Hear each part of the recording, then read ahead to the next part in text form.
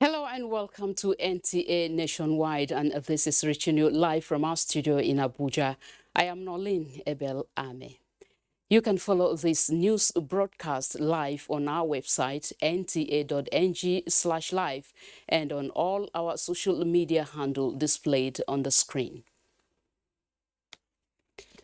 A crucial meeting of the National Security Council is now underway at the presidential villa.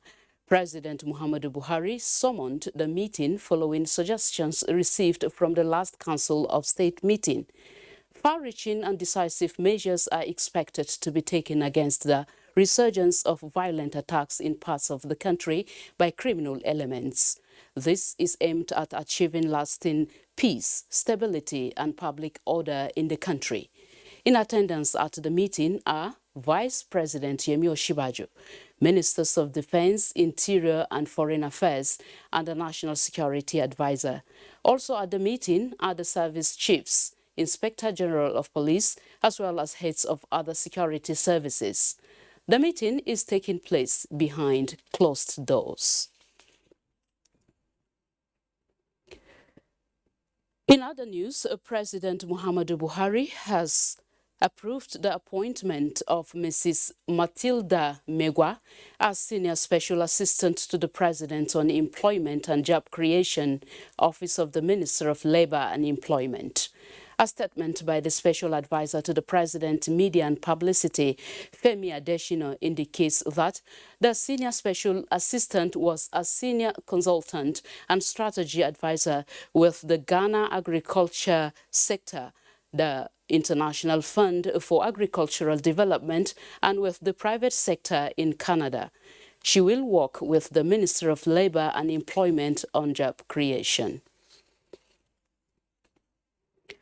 305 billion naira is what INEC is proposing for the conduct of the 2023 general elections. This is contained in the 2023 election project plan presented to the public by the INEC chairman, Professor Mahmoud Yakubu in Abuja. Mel Gidi reports. 9 months to the 2023 elections. 9-chapter election project plan unveiled, dwelling on risk management, budgeting, administration, resources deployment, central in the document, taking care of 1 presidential, 109 senatorial, 360 federal constituencies, 28 governorship, and 993 state constituency elections, requiring 1 million election officials, expected at 176,846 polling units, with a financial cost of 305 billion naira. With the planning processes virtually completed, the Commission will now focus its attention on election technology and election administration. Clearly, these are challenging times, but we are determined that election must hold in 2023. No way around it. Learning from yesterday not to repeat mistakes, 144-page strategic plan from 2022 to 2026 also presented, with detailed review of the 2019 elections and recommendations made for the 2023 polls.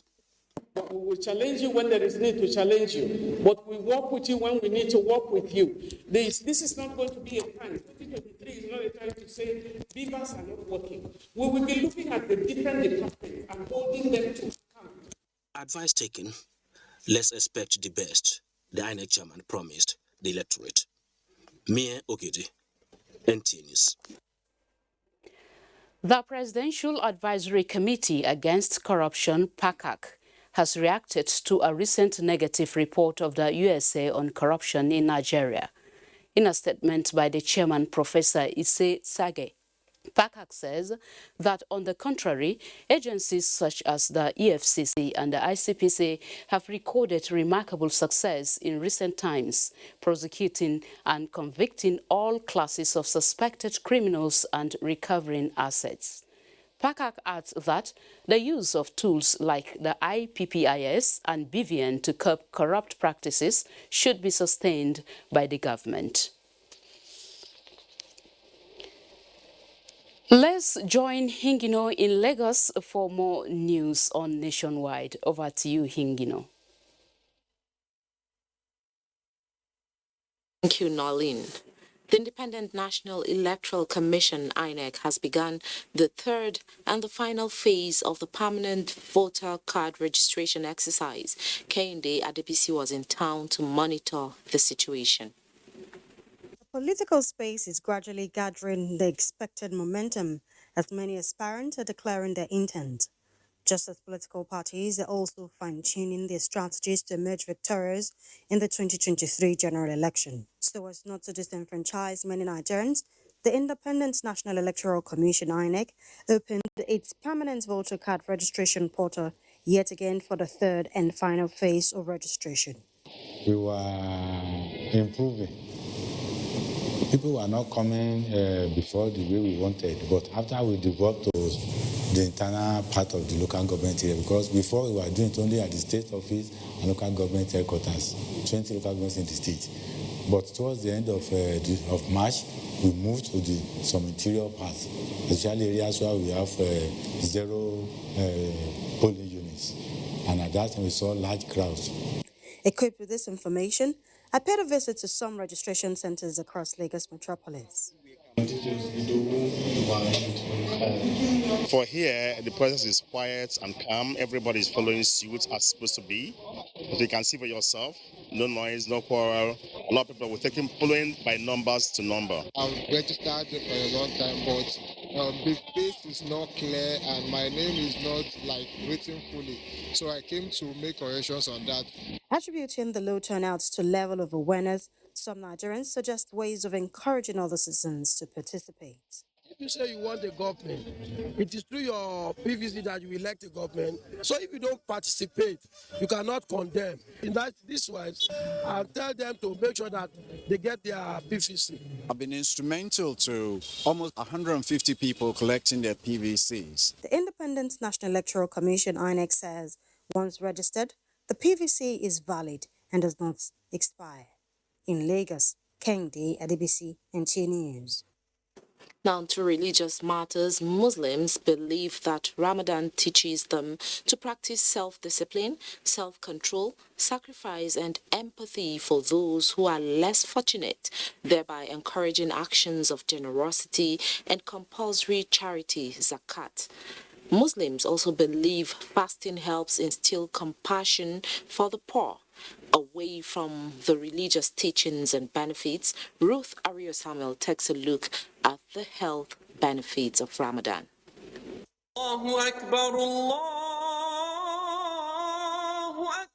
Ramadan is regarded as the holiest month in the Islamic calendar. It involves abstaining from eating, drinking, smoking, and sexual relations from dawn to sunset, in the hopes that it will lead to greater taqwa or consciousness of God. Muslims were commanded to fast during Ramadan more than 1,400 years ago. Where a lot of Muslims tend to move closer to God by reading the Quran. It does not only involve the physical activities, but also the spiritual activities, in which mankind are expected to desist from all forms of immorality. Apart from the religious obligations upon Muslims during the holy month of Ramadan, fasting, according to medical practitioners and Islamic scholars, have countless health benefits too, from improved weight management and healthier blood cell regeneration through to better heart function. because fasting can help to increase the brain function, and then it can also help to boost our metabolism. Our metabolism is basically how food is broken down in our body and how energy is produced in our body. The Holy Prophet said, Sumu taseho.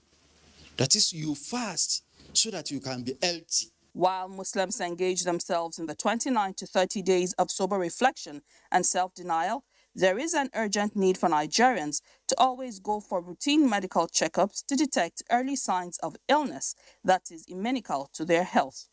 In Lagos, Ruth Ario Samuel, NTA News. Agatha is waiting in Benin to bring us stories from that zone after this break. But before then, don't forget that you can follow this news broadcast live on our website at nta.ng/live and on YouTube at NTA News Online. You can also visit our Facebook page at NTA Network News, Twitter handle at NTA News Now, and Instagram at NTA Network for updates. Ever-busy ancient city of Onitsha is a commercial hub with millions of commuters seamlessly linking other states daily for business, leisure, and other purposes. To upscale its road network, the construction of a 1.6-kilometer-long second Niger bridge, including a 10.3-kilometer highway furnished with other infrastructure, has been in motion by the federal government. This project will ease congestion on the existing 56-year-old Onitsha bridge and boost the economic capacity of the state as it easily connects to other parts of the country. The completion of the world-class second Niger Bridge Onitsha will be one of the many proud moments of the state, its people, Nigerians, and foreign investors. Onitsha, which hosts the largest market in Africa, is geared up to boast of an impressive road network. Once again, these moments are made alive by the federal government, and it is deserving of all the applause.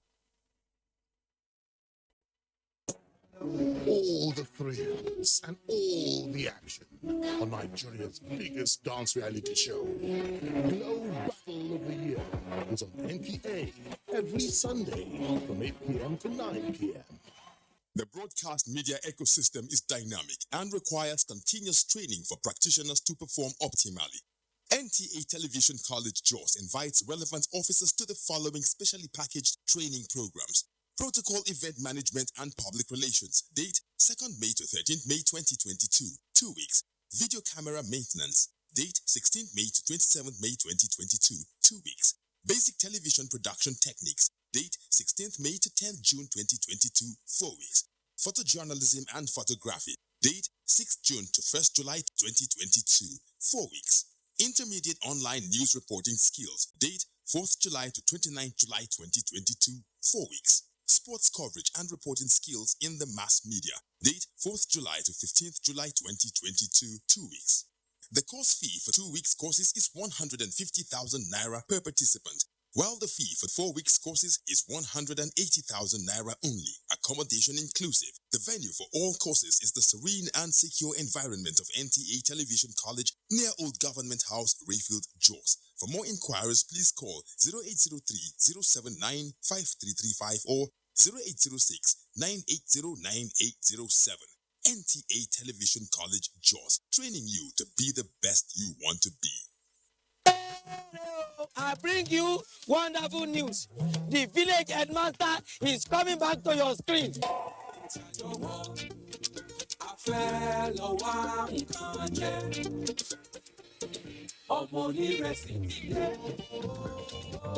Rugged, yeah, just go for Ijabi. I don't know for you. Say it's called Oja Village. We know how to at all.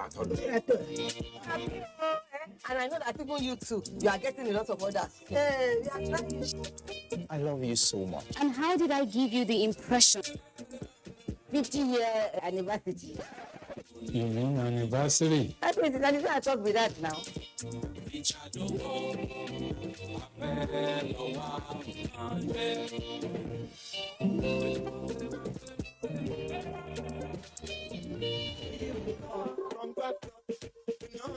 I'm a fire, don't be pissed off from by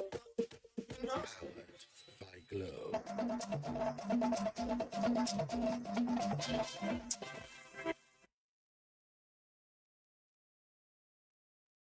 Thank you for staying on Nationwide. This is Benin. And here, experts in human trafficking and illegal migration say continuous aggressive sensitization of the public will, to a large extent, stem the tide of the menace. It was at an awareness-raising campaign on human trafficking and smuggling of migrants. Goodluck Enaini has the report.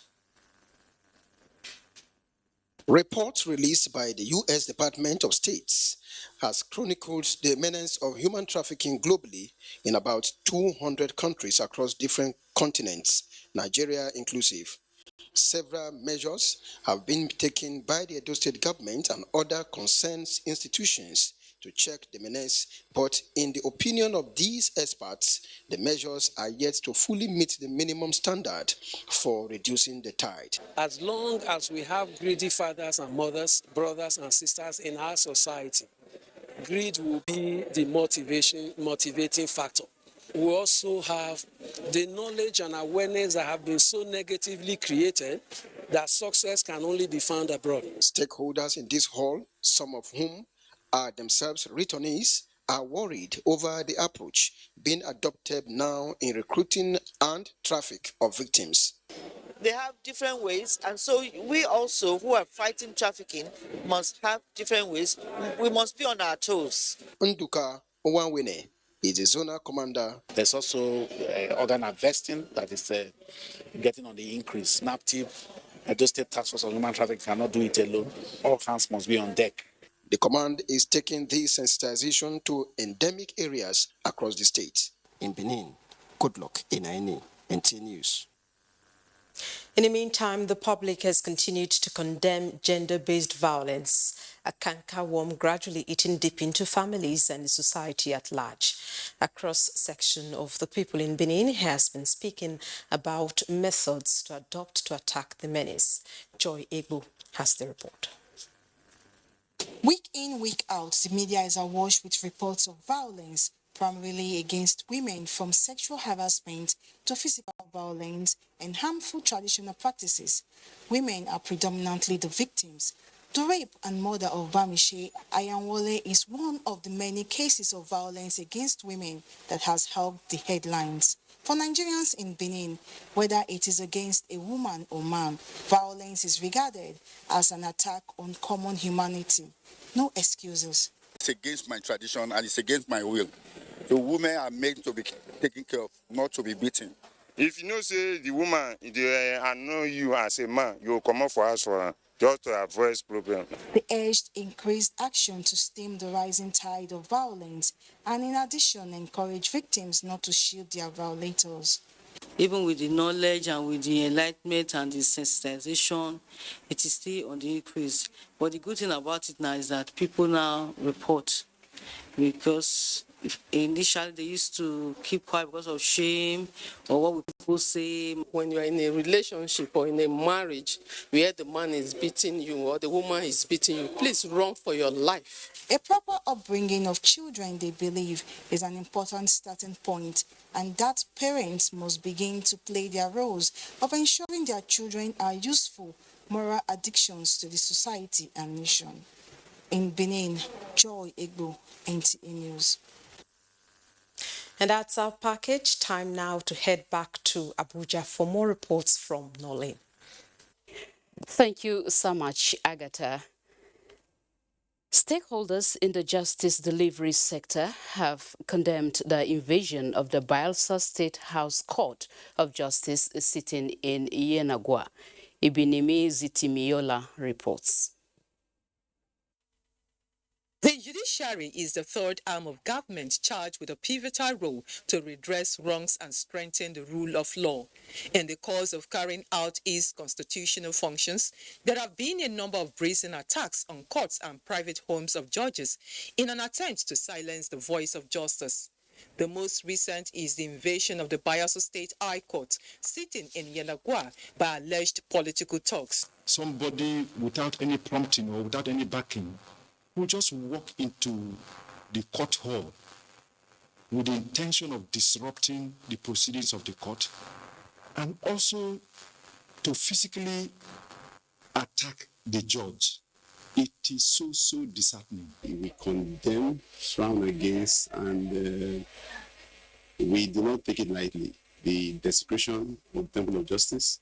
Chairman Nigeria Bar Association, Yenagwa branch, and other legal practitioners called for thorough investigation and arrest of the perpetrators, no matter how highly placed their sponsors may be. They are also calling for the upgrade of court facilities to include installation of closed-circuit television as security checks in court premises. In a swift reaction, the Bayelsa State Police Command has remanded 2 suspects in prison custody for their involvement in invasion of the Bayelsa State High Court and attack on the High Court judge.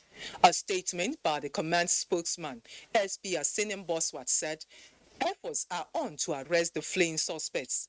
He assured members of the public, particularly the judiciary, that adequate security measures have been put in place for the safety of court officials and to foster future occurrences. In Yenagwa, Ebinimi Zitimiola, NTA News. And here in Abuja, President Muhammadu Buhari has directed the nation's armed forces and other security services to do whatever it takes towards rescuing all Nigerians in captivity immediately as well as unhurt. The president gave the directive while addressing the meeting of the National Security Council.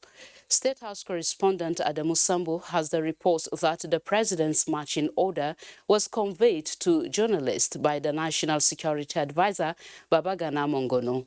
The president spoke about his sadness in respect of the recent developments in the country, the recent security challenges we've had, in particular the incident in which several Nigerians lost their lives and many more had been taken into captivity by criminals and bandits. Mr. President has directed all the operational and intelligence elements to rescue these innocent people immediately and unhurt. The crucial meeting that lasted about 4 hours was summoned by President Muhammadu Buhari following suggestions received from the last Council of State meeting on the way forward towards achieving lasting peace, stability and public order across the country. Now, the issue in the Northeast, there's been a lot of improvement, and that has been attested to by the governor of Borno State during our last National Council of State meeting. The threat has now shifted from the Northeast to the Northwest and to the North Central. And this threat has to be contained. It has to be contained collectively by both the armed forces as well as the constabulary forces, the Nigerian police force, the civil defense, but the intelligence agencies also have been directed to enhance the acquisition of intelligence. Similarly, troops of Operation Hadinkai, in conjunction with the multinational Joint Task Force, have rescued 6 women abducted by Boko Haram and ISWAP forces in the course of ongoing joint operations, Desert Sanity and Lake Chad Sanity on the fringes of the Lake Chad. The rescued women, who spent almost 2 years in captivity, have been brought to headquarters Theatre Command Operation Hadinkai in Maiduguri, the Borno State capital. Maimuna Garba reports. I was captured on 18 December from Meno to Maiduguri. We have really suffered, but we thank for the Nigerian army. They have gone and rescued our life. I'm from Kwekusa local government, Borno State. On my way back to Maiduguri, I was kidnapped on the 19th of October 2020. I was taken to Tevkin Chadi. It was hell for me on it. We do hard labors, insult, names calling. These are some of the rescued women explaining their agonies while in terrorist captivity. They were kidnapped at different locations in Adamawa, Borno, Gombe, and Yobe states between October 2020 to April 2021. Theater Commander Operation Hadinkai, Major General Christopher Musa said the joint operations Lake Sanity and Desert Sanity is recording tremendous successes as the insurgents are being decimated on a daily basis. He said apart from the ongoing offensive to clear the theater, the military is rescuing many hostages, pointing out that they are not relenting till all the criminal elements are degraded within the theater and shores of the Lake Chad. These ones were taken and we were not aware. No information got to us until they were rescued. So it is important when something happens, people should learn to report to the police, and once you do that to the police, it will get across to us. Wherever the insurgents are, we will go after them. And all those they are holding will ensure that we free them so that they can come back and live a normal life. The rescued women will, after undergoing all necessary investigations by the military, be handed over to the Department of State Security Service in Maiduguri, from where they will be reunited with their families. In Maiduguri, Maimuna Garba, NTA News. And in Cross River State, the Cross River State Police Commissioner Aminu Al-Hassan says the command has arrested 3 suspected kidnappers in a hotel in Akwankpa local government area of the state. He says arresting the suspects is part of efforts to reduce criminality in the state. Ode Alion reports. Time now, kidnapping has been a frequent occurrence in Cross River State until the recent past when the launch of anti-cultism and kidnapping squads, otherwise known as Dragon, which has stopped kidnapping in the state. We have so much diffuse all the fears, the threats that are within the society. If we started from Ogoja to the rich Bakassi, we are able to surmount a lot of hurdles, diffuse all these miscreants that are coming in one way or another. We cannot say that everything is ended, but even the miscreants are aware now that the Cross River State is not an airport for them to come or to stay. He applauded the support from other security agencies to the command in checking criminals' activities in the state. The commissioner advises law-abiding citizens to go about their lawful businesses without fear of molestation, as the police is committed to maintaining law and order in the state. In Calabar, Ode Alenyo, NTA News. In the meantime, the FCT Police Command says it will keep the heat on every element of crime in the nation's capital space to restore confidence and security in the territory. This it is demonstrating through the Commissioner of Police Night Patrol operation currently ongoing. Correspondent Onotu Yakubu has been monitoring the operation. This time, the Compol Night Patrol operation went through Abuja Northeast, covering Kabusa, Apogudu, Durumi, and Galadimawa axis. Area Commander Karu, Assistant Commissioner of Police Philomena Lawrence, commands the operation with DPOs from the areas of responsibility supporting. The operation is targeted at closing the space on crime and criminality, as well as mopping up elements that may be caught right in the act. Apo is a very large area. Kabusa and Galadimawa, the areas we have patrolled. We know the type of crimes that are prevalent in these places. The hinterlands of the target communities felt the presence of the team with surprise visits to pin down spots to boost the morale of patrol teams. We have come out. We are after them. They cannot continue to make the inhabitants of these areas uncomfortable. We have decided to make them uncomfortable. So it's either they change their ways of life or they leave Abuja completely. Since their birds have learned to fly without perching, our hunters will perfect shooting without missing. This was the analogy the area commander used to affirm the police resolve to sustain the tempo of the operation against criminals in the FCT. Onotu Yakubu, NTA News. Away from security to safety now, Following the recent Easter Special Patrol, the Federal Road Safety Corps FRSC said it rescued 405 people without injuries from 131 crashes, involving 857 people, representing a 47% increase in persons rescued without injuries. In a statement by the Corps Public Enlightenment Officer BC Kazim, the Corps revealed that this was due to massive enlightenment embarked upon during the period. The Corps added that the initiative of the Corps Marshal Dr. Boboe Oyemi Kazim to establish more FRSC commands, roadside clinics and zebra points had enabled faster response to traffic incidents.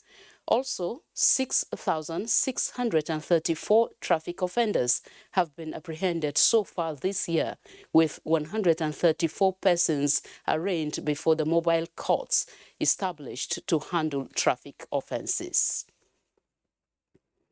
Zenret is in Jos with the next set of reports. Thank you, Noleen, and welcome to Jos.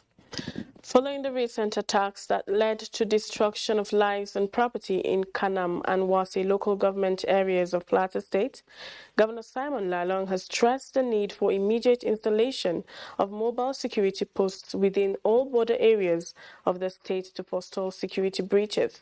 The governor, who stated this at a town hall meeting during his visit to the affected local government areas, says perpetrators of the heinous crime will not go unpunished.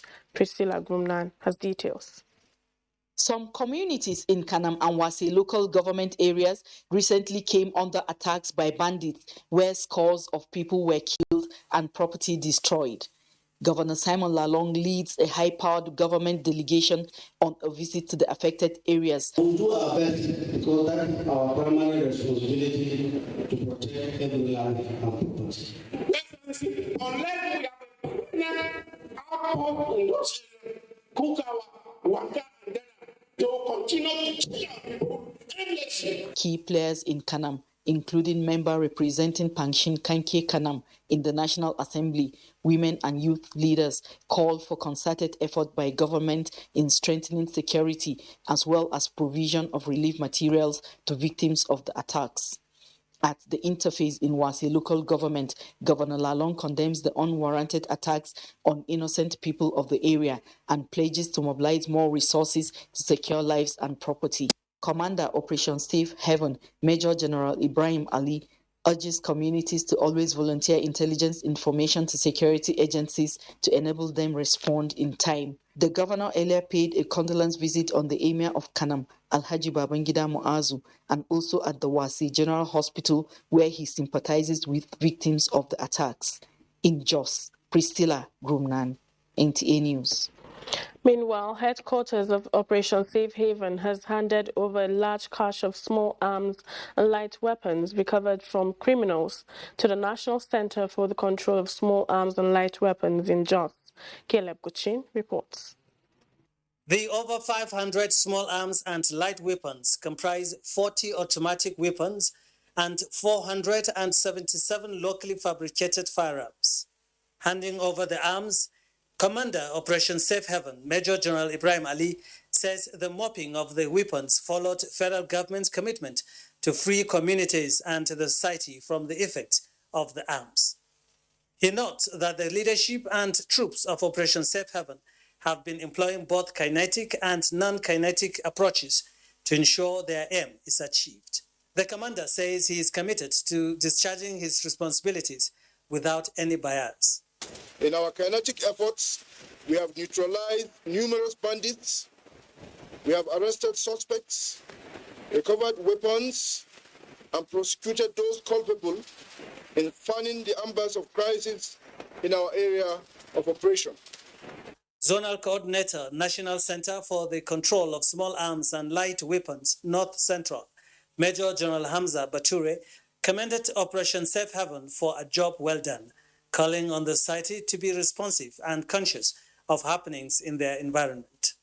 We appreciate you and we hope that more of this will come up again as we continue to collaborate for the recovery of illicit small arms and light weapons. In Jos, Caleb Gochin, NTA News. And that's it from Jos. Nationwide continues with Kemi in Ibadan after this break.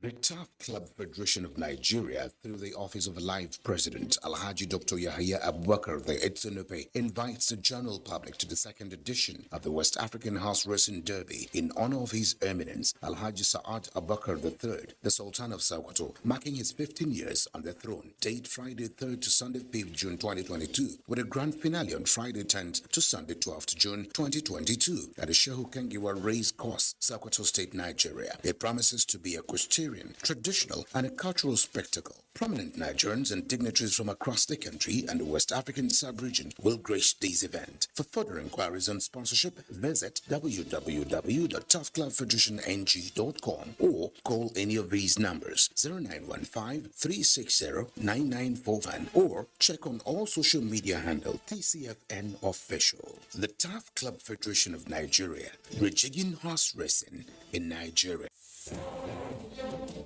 From dusk to dawn, 24 hours a day, NTA International is with you. In your living room, office, and everywhere, anywhere. We provide the company you desire in terms of balanced and up-to-date news, programs, and the best of entertainment.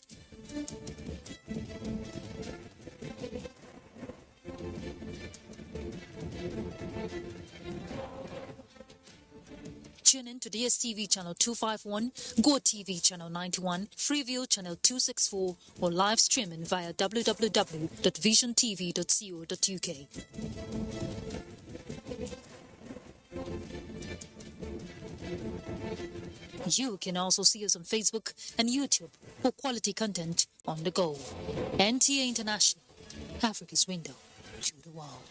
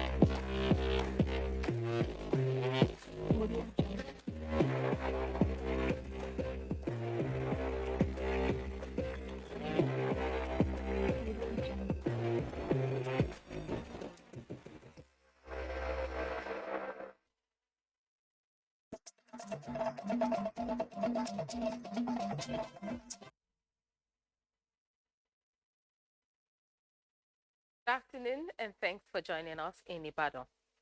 Collective responsibility of all citizens in the leadership is required for Nigeria to realize the dreams of the nation's founding fathers and become a force to be reckoned with among the Committee of Nations.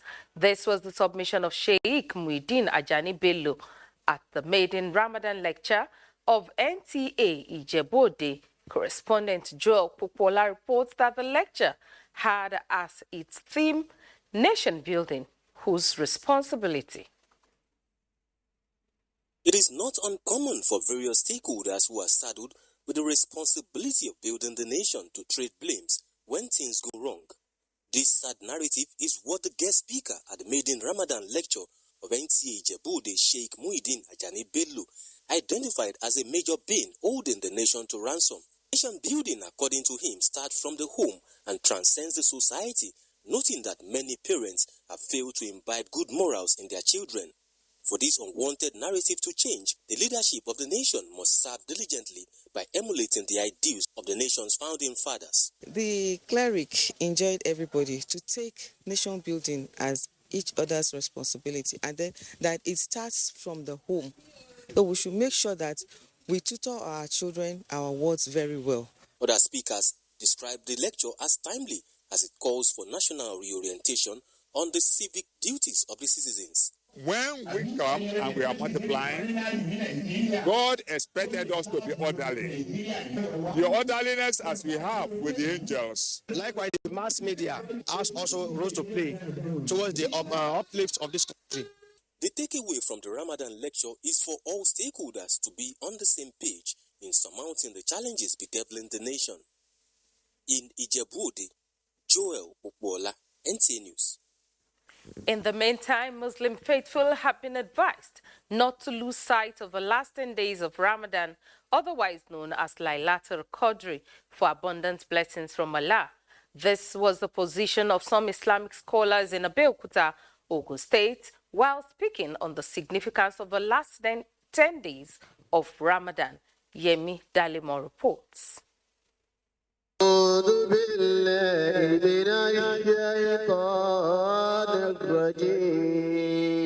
Laylatul Qadr, the night of decree or night of majesty, is one of the most sacred nights in the Islamic calendar. It takes place in the odd night of the last 10 days of Ramadan and was the night in which the Quran was revealed to Prophet Muhammad. Islamic clerics say acts of worship, including prayers in seclusion, seeking forgiveness and performing itikaf and giving sadaqah, should be more intensified during this period to ask for forgiveness of sins, mercy and blessings from Almighty Allah. The Quran was revealed in that night, and the second one is that whoever perform act of ibadah during that night, the reward will be equivalent to 83 years. It is incumbent upon the Muslims to keep vigil through the night so that in order not to miss it, what you are expected to do during the night is to establish rakat of nafla. The cleric also advised Muslims to adhere to laid down principles by the Holy Prophet during the night of majesty and also take advantage of the night to pray for peace in Nigeria. As the search for the night of power commences, Muslims are encouraged to give out lots of sadaqah to the needy to gain enormous rewards from God. In Abeokuta, Yemi Dalimo, NTA News. And that's it from Ibadan. Nationwide continues with Noleen in Abuja. Thank you so much, Kemi. As the world marks Creativity and Innovation Day 2022, the focus is on prioritizing innovative ideas as key to making a paradigm shift in solving unemployment issues. Chidimandu Bisi reports that the National Information Technology Development Agency, through the National Center for Artificial Intelligence and Robotics, practicalized this by holding a startup challenge for innovators and entrepreneurs. Nigerian young innovators were tasked with solutions in agriculture, information, medicine, mobility and waste management as the nation journeys towards full digital transformation for economic growth. At the end of the day, 5 startups on Internet of Things focusing on the 5 thematic areas, which are agri-tech, infotech, telemedicine, mobility and waste management, made it to the top. But Brands Agri-Tech, which aims to promote food sufficiency, won at the competition. I saw that majority of the farmers do a lot of work and a lot of produce, but they are simple. That's what informed the Green AI. So it's like augmenting the hard work with smart work. The Minister of Communications and Digital Economy, Professor Issa Ali Pantami, emphasized the import of innovative economy, noting that multidisciplinary thinking is needed to facilitate wealth generation. The administration has also come up with a bill to address the challenges being confronted by our young innovators in Nigeria. When it becomes a law, and we do hope it will be soon, I have no doubt that more than 90% of all the challenges being confronted by our young innovators are going to be addressed. So if you have a business, the first thing you need to do is to develop your business processes, your business architecture.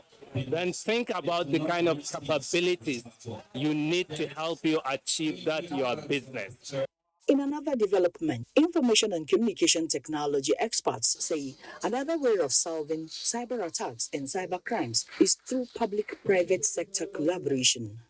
These hackers are a relatively new ransomware as a service operation, which has been aggressively recruiting affiliates from other ransomware groups and targeting organizations worldwide, including many Nigerian companies. The projection is that by 2025, global attack damage on cyber users, especially small and medium enterprises, will be at $10.5 trillion annually.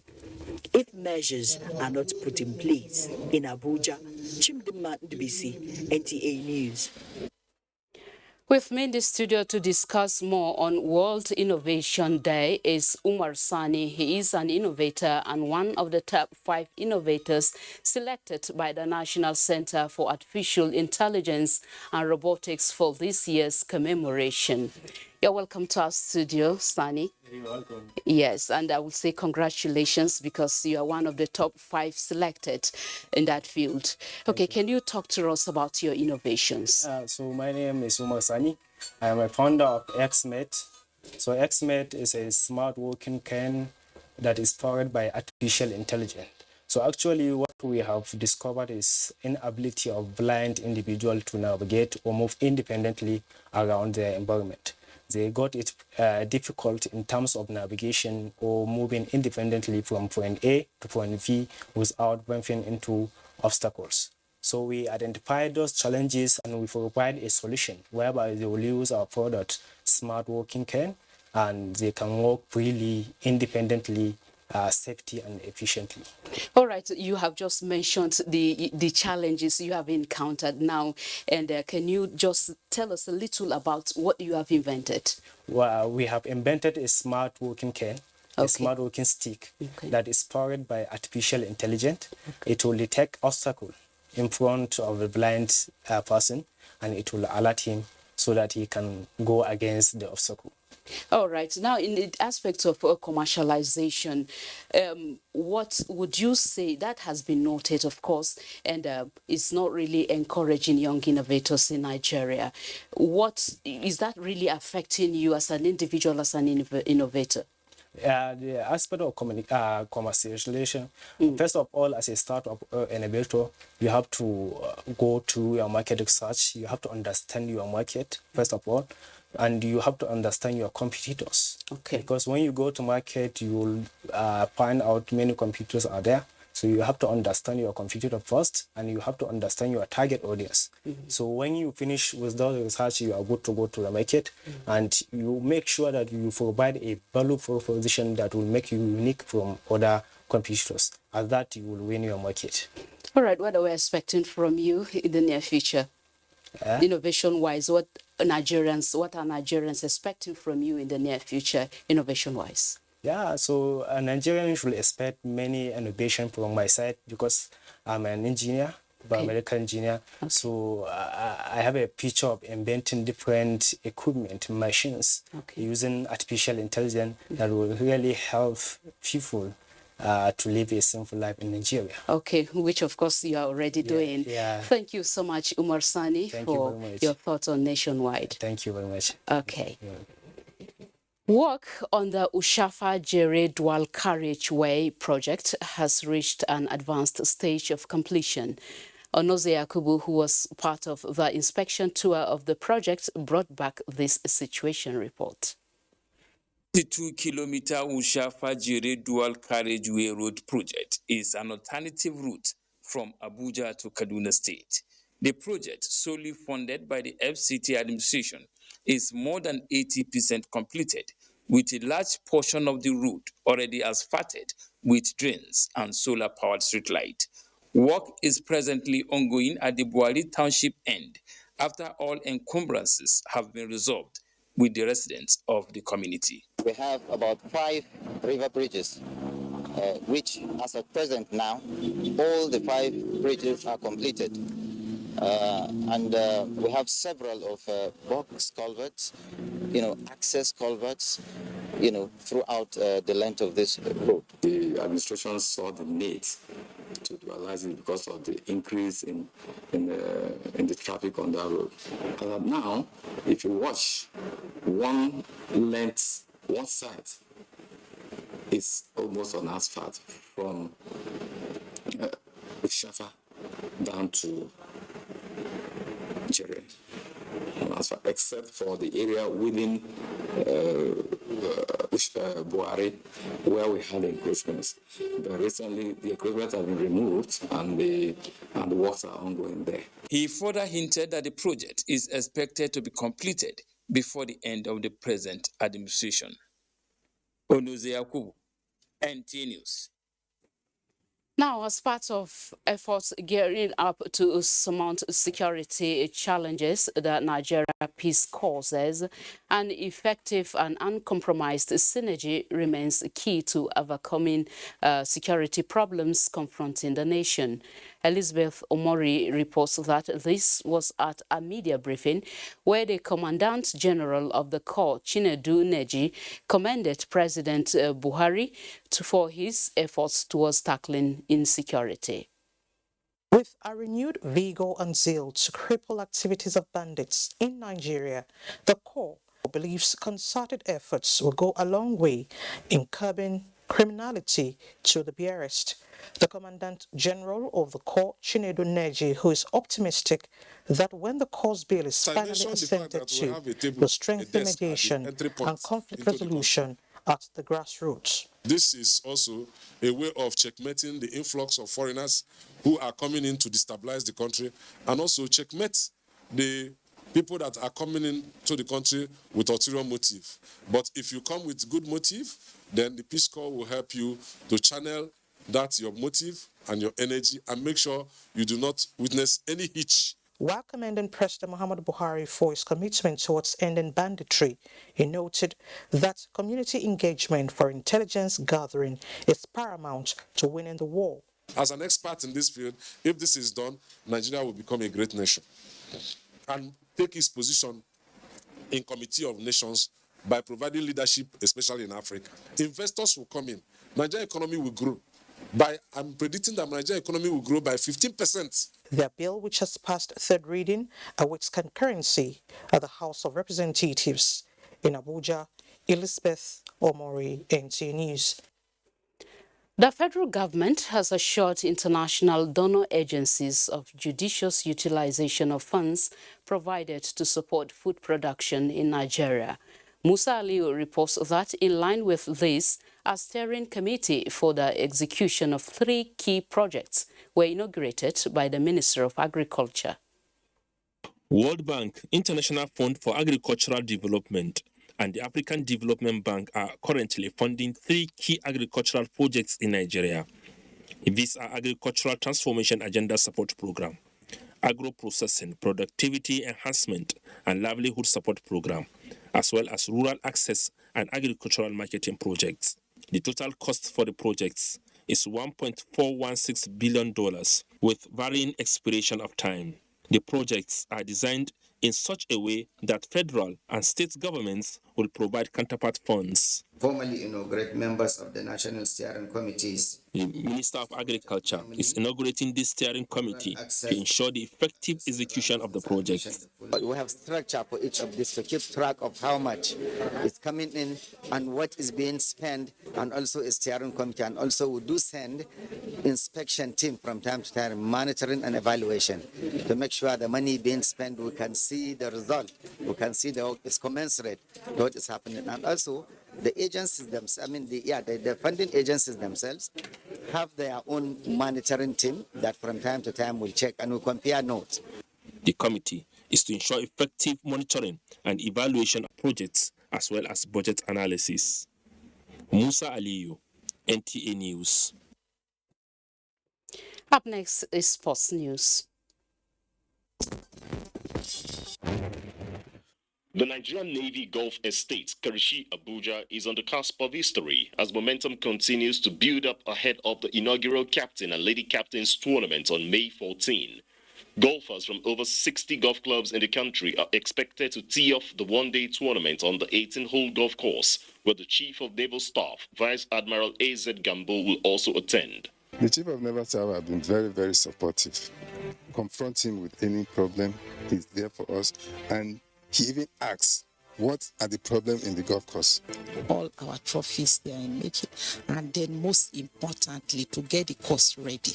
So the captain is preparing to bring in some slashers so that when they play they have a feel of foreign touch of golf club.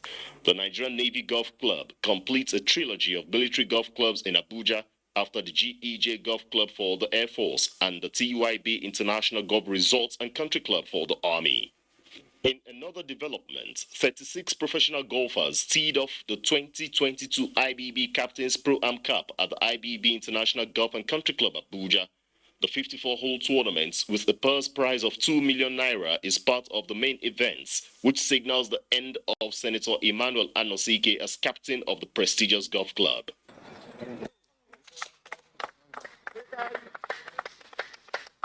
For me, winning comes with good game. So I want to go and have fun.